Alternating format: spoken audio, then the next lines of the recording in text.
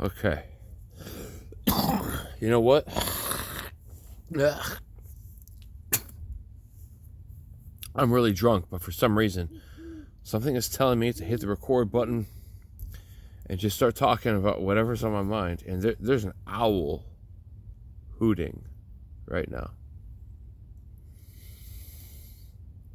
There hasn't been an owl around here for the last 6 years. Saw an egret standing in the street the other day. There hasn't been a lot of migratory birds coming over here for a while. You know, the avians can see the magnetic polarization of the very planet itself out of their left eye, not the right. This is one of the reasons birds are so magnificent and amazing. Did you know? It wasn't until like a little bit after when we were supposed to all die, a little bit after like 2012 something, some dude was like, hey, we have a dark field microscope. Let's put a chicken's iris stone under a dark field microscope. And they were like, oh, that's interesting. Let's look at the other eye. What the actual sacre bleu? What the frickin'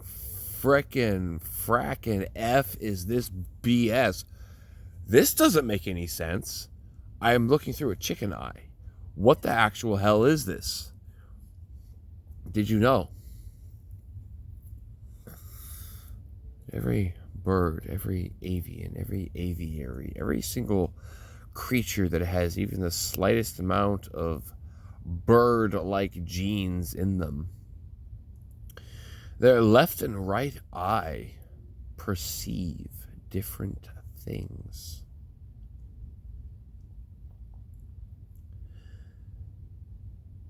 When I went to school, it was solids, liquids, gases. A little bit after I graduated, they added plasma. You know? Did you know that a chicken's left iris is its own unique form of matter? It's incredible. Although every aviary thing, a duck, a chicken, a turkey, everything, their left eye sees so many things. A chicken, of all things, has one of the most unique left eyes of all creatures. It's kind of like how the narwhal, its left front tooth is what people think is a unicorn horn. That's actually a left front, very front teeth. You have two front teeth at the very front of your mouth. The left one in a narwhal, it grows straight forward and twists and spirals so that they can stab and destroy things multiple times their size by puncturing their internal organs. You don't F with a narwhal, dude. Narwhals are so freaking awesome, dude. Narwhals are the true unicorns in the world, just FYI. But I'm sorry, I love animals and how beautiful they are. But like every bird's left eye, it is able to see like magnetic wave variations in the atmosphere.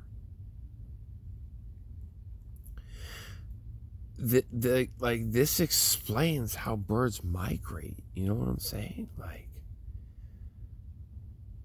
the magnetic pulsations that come out of the North Pole and kind of like just wash across our upper atmosphere, and then they get absorbed into the southern pole of our planet.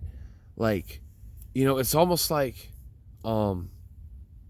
You ever seen like an old CRT being recorded with a camcorder, and there's just like this line, there's like a bar that goes from the top to the bottom of the screen, like that. Every bird in the world can look in the sky with their left eye, and they see that. There is a map in the sky that only birds can see, and I think that's one of the coolest and most gorgeous and amazing things.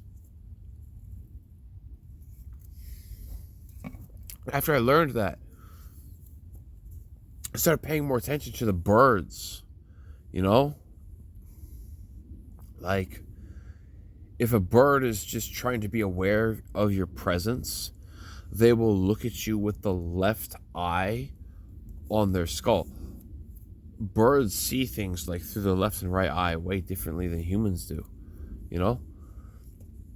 And if a bird is just trying to be aware of your presence for caution, then the left eye is sufficient. But if a bird looks at you with their right eye, they're interested in you. They're curious about you. They're like, hold up. Let me take my glasses off. You know what I'm saying? Like, let me get a look at you. Hey, you're I want to remember you. I'm gonna commit you to memory. And the brain of birds, of so many avians, is so incredible. Like, for real. Did you know, like people talk about like the size of a brain and all that, but like a bird's brain, there's an old idiom, you're a bird brain, but like an avian's brain is so magnificent. They're so amazing. The hummingbird, for example, it can remember over 250 on average, over 250 individual flowers by basically an XYZ and coordinate on the face of the planet.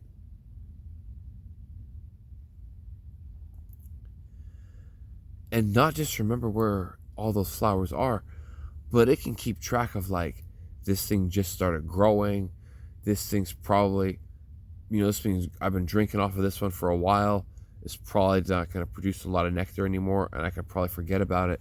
Like, a hummingbird goes through this incredible Rolodex of information all the time, remembering where all of the nectaring flowers that it can currently drink off of are.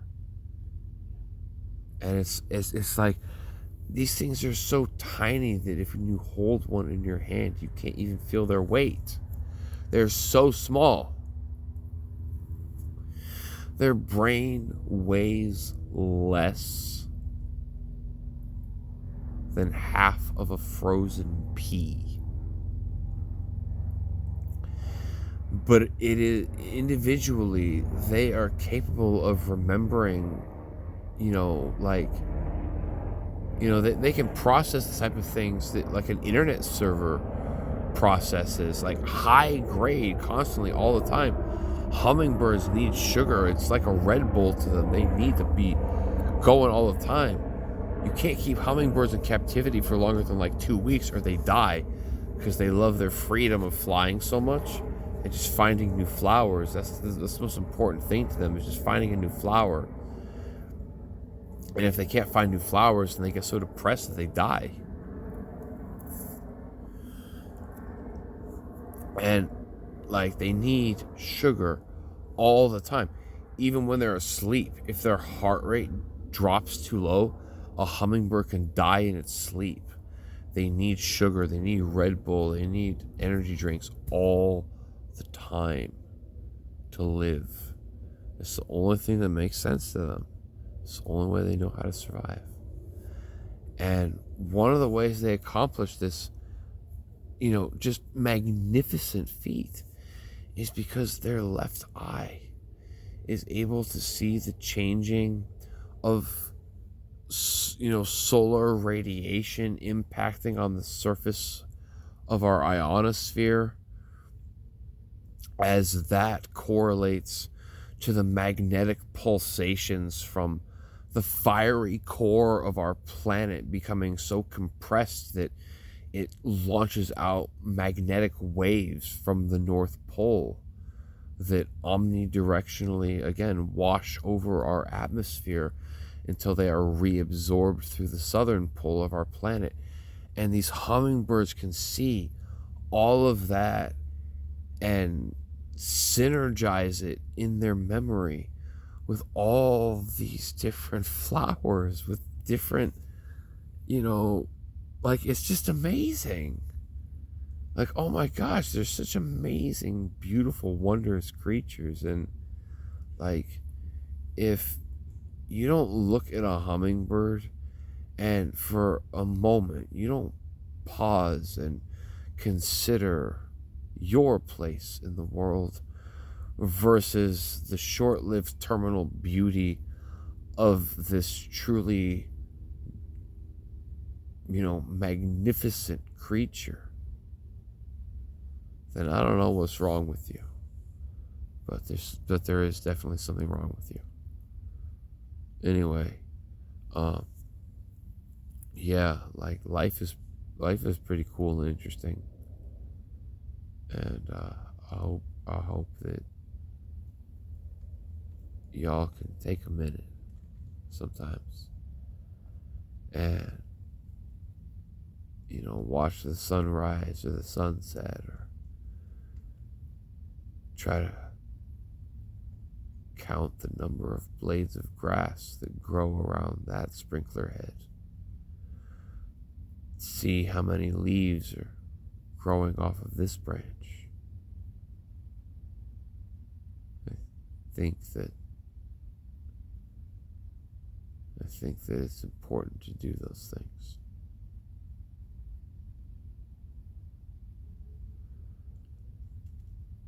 Or to take pictures of your cat's faces and zoom in on it.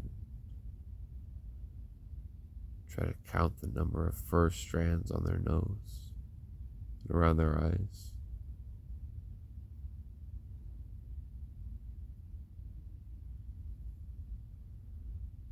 I think that those things are important. I think that when we stop or forget to do those things, we can very easily lose ourselves.